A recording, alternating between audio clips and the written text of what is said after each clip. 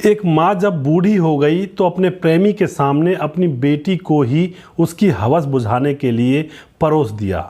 दोस्तों, एक माँ ऐसा कैसे कर सकती है जैसा इस घटना के अंदर हुआ है? पूरी सच्चाई जानने के लिए वीडियो को अंत तक जरूर देखिएगा। नमस्कार, मैं हूं सुदेश कुमार और तिरछी बात चैनल में आपका स्वागत है। यह घटना दोस्तों उत्तर प्रदेश के कानपुर के एक गांव की है। एक छोटा सा गांव होता है। उस गांव के अंदर एक पुष्पा नाम की औरत रहा करती है, जिसकी उम्र है 39 साल और शादी उसकी 2004 में हुई थी। उसके पति का नाम था नरेंद्र, जिसकी उम्र फिलहाल तो 42 साल है। लेकिन जब पुष्पा की शादी हुई थी तब उस टाइम वह 15-16 साल की ही थी। अब दोस्तों 2004 में शादी हो जाती है और एक साल के बाद उसको एक बेटी भी पैदा हो जाती है। अब जैसे बेटी पैदा हो जाती है तो अब यहाँ पर क्या होता है, एक पड़ोसी होता है। पड़ोसी का नाम होता है मुकेश। मुकेश से उसकी नज़रें मिल जाती हैं, उससे उसको प्यार हो जाता है। किसको? पुष्पा को। दोनों की प्रेम प्रक्रिया यहाँ पे चालू हो जाती है।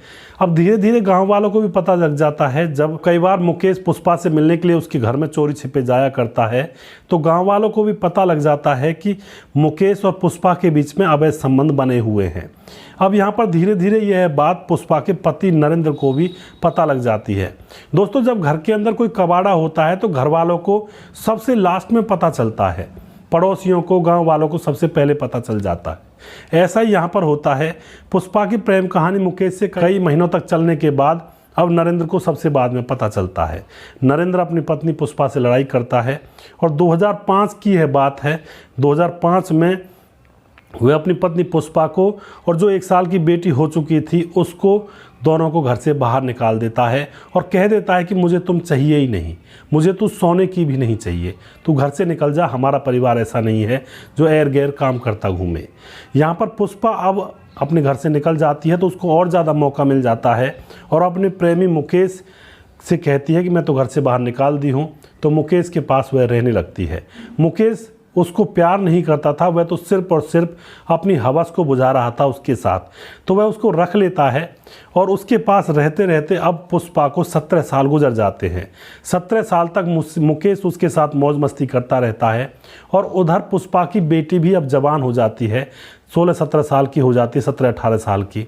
अब यहाँ पर मुकेश का मन पुष्पा से भर जाता है 17 साल के बाद, क्योंकि वह उससे प्यार नहीं करता था, वह सिर्फ और सिर्फ उसके साथ अपनी हवस को मिटा रहा था। लेकिन अब जब पुष्पा थोड़ी सी बूढ़ी होने लगती है, बुढ़ापा छाने लगता है, तो जो मुकेश होता है पुष्पा को छोड़ने की बात करता है और कहता है कि तुम यहाँ से निकल जाओ, मैं तुम्हारा क्या करूँगा, तो कोई मेरी पत्नी थोड़ी ही है। अब दोस्तों यहाँ पर पुष्पा जो होती है वह गिड़गिड़ाने लगती है कि मैं अब कहाँ जाऊंगी, मैं तो तुम्हारे लिए ही अपने पति को छोड़कर आई थी।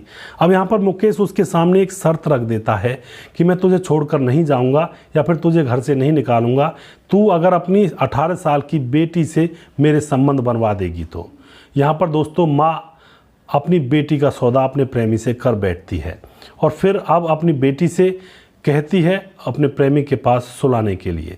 बेटी मना करती है लेकिन ज़बरदस्ती बेटी को अपने प्रेमी के पास सुला देती है। और अब धीरे धीरे कुछ समय गुजरता है तो जो मुकेश होता है उसका सारा ध्यान उसकी बेटी पर ही लग जाता है। वह पुष्पा से अब बात भी नहीं करता है, जैसे घर के अंदर एक बुजुर्ग आदमी पड़ा रहता है, इस तरह से उसको नेगलेक्ट कर देता है और उसकी बेटी के साथ ही रंग रलियाँ मनाने लगता है, मौज मस्ती करने लगता है।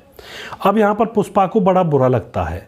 अब पुष्पा को अपनी ही बेटी बुरी लगने लगती है। उसको लगता है कि इस बेटी के चक्कर में मेरा प्रेमी मुझसे बात नहीं करता है, जबकि पुष्पा ने ही अपनी बेटी को उसके पास भेजा था। उसकी बेटी तो मना भी कर रही थी। अब यहाँ पर एक दिन उसकी बेटी सो रही थी कमरे के अंदर, पुष्पा बैठी हुई उसकी तरफ एकटक निहार रही थी, उसको देख रही थी कि सारा बीज इसी ने बोया है, अगर यह नहीं होती तो मेरा प्रेमी मुझे छोड़ता नहीं और ना ही इसके साथ संबंध बनाने की जिद करता, क्योंकि ना रहता बांस, ना बजती बांसुरी, ना रहती बेटी और ना ही बेटी के साथ प्रेमी संबंध बनाने की कहता और सारा प्यार पुष्पा को ही करता रहता। अब यहाँ पर वह सोचती है कि इसको रास्ते से हटा देती हूँ जिससे कि मेरा प्रेमी मेरे ऊपर प्यार करे, इसको छोड़ करके। दोस्तों यहाँ पर वह अपनी बेटी की गर्दन को घोंटने लगती है और एक हथियार उसके पास रसोई में रखा हुआ था, चाकू, उससे अपनी बेटी की गर्दन पर वार कर देती है और देखते ही देखते अपनी बेटी को मौत के घाट उतार देती है।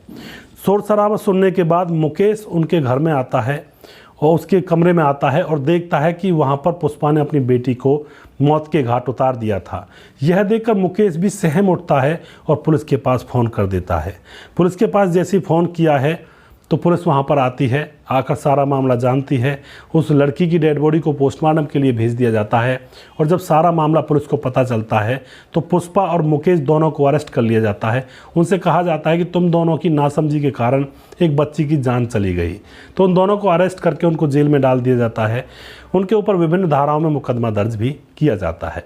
तो यहाँ पर ऐसी बेवकूफ़ औरत के बारे में आप क्या कहना चाहोगे, जिसने एक हवस के चलते हुए पहले अपने पति को धोखा दिया, उसके बाद बेटी की ज़िंदगी बर्बाद की और फिर अंत में तो अपनी बेटी की जान ही ले ली और फिर सबसे लास्ट में अपनी और अपने प्रेमी की ज़िंदगी भी अब उनकी जेल में कटेगी, वो भी बर्बाद हो चुकी है।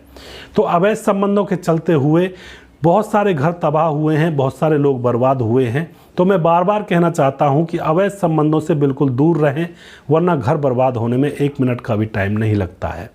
दोस्तों, अगर आपको हमारे वीडियोज़ अच्छे लगते हैं तो उनको शेयर ज़रूर करते जाएं जाते जाते। अगला प्रोग्राम बहुत जल्दी फिर से लेकर आऊँगा किसी सच्ची घटना के ऊपर। तब तक आप खुश रहें, सावधान रहें, रिश्तों की अहमियत को समझें। जय हिंद, जय भारत।